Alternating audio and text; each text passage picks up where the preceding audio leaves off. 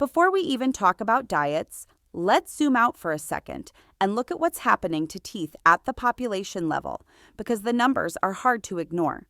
In countries eating carb-dominant diets like the standard American diet, tooth decay is now one of the most common chronic diseases on Earth. By adulthood, the vast majority of people have had at least one cavity. In many populations, it's well over 80%, and childhood dental caries has become so common that they're often treated as normal, almost expected. What's striking is that this explosion in cavities didn't happen randomly.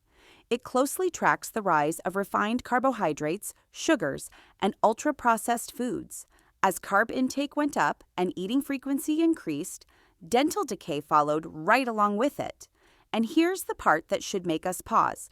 We have better toothbrushes, fluoride toothpaste, mouthwash, and dental care than ever before. Yet cavities and gum disease remain widespread. That tells us something important. The problem isn't just hygiene.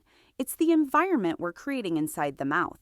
And that brings us to the real question this video is about: how different diets shape that environment. If you want to understand what diet does to your teeth, you don't need a microscope or a PhD. You just need to understand one thing. Your mouth is an ecosystem, and what you feed it determines which bacteria thrive. Let's start with the standard American diet, the carb-dominant, sugar-heavy way most people eat. Every time you eat bread, cereal, pasta, crackers, fruit juice, or anything sweet, you're feeding oral bacteria that love carbohydrates. These bacteria metabolize sugars and starches and convert them into acids, and those acids are what slowly dissolve tooth enamel. That's why cavities aren't caused by sugar directly. They're caused by acid-producing bacteria that are fueled by sugar. The more often carbs hit your mouth throughout the day, snacks, sips, grazing, the more time your teeth spend in an acidic environment. Your saliva tries to buffer that acid and repair enamel. But when the assaults are frequent, saliva simply can't keep up. And there's another problem people don't talk about enough. Carbohydrates are physically sticky.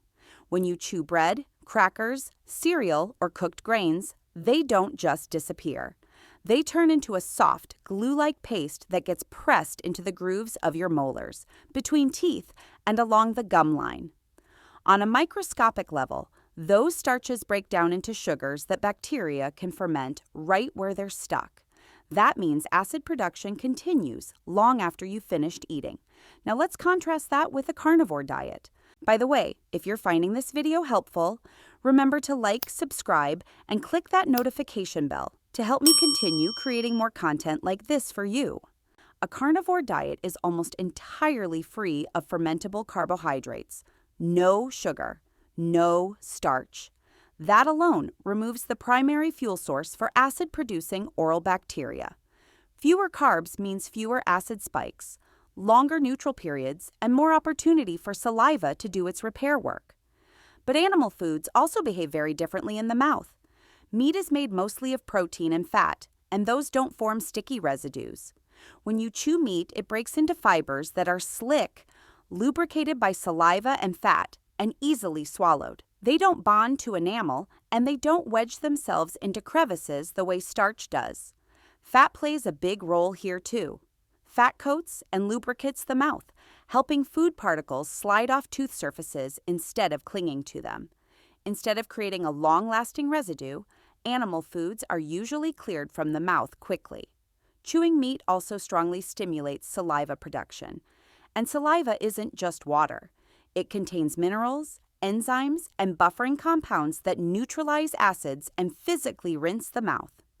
The more saliva you produce, the faster debris is washed away, and the quicker your mouth returns to a healthy pH. That's why people can snack on crackers and still taste them long after eating, while a steak leaves almost no lingering residue. From a bacterial perspective, one creates a long-lasting buffet. The other doesn't. There's also the nutrient side. Animal foods provide fat-soluble vitamins like A, D, and K2, along with calcium and phosphorus, all essential for strong enamel, healthy gums, and proper jaw development. Historically, Populations eating animal-based diets had remarkably low cavity rates, even without modern dentistry. That doesn't mean carnivore automatically guarantees perfect teeth.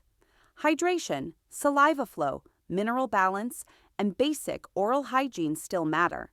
But when you remove constant carbohydrate exposure, you remove the primary driver of tooth decay. So the real takeaway is this: the standard American diet creates a mouth that's under near constant acid attack. A carnivore diet creates a much calmer oral environment. Your teeth don't decay because they're weak.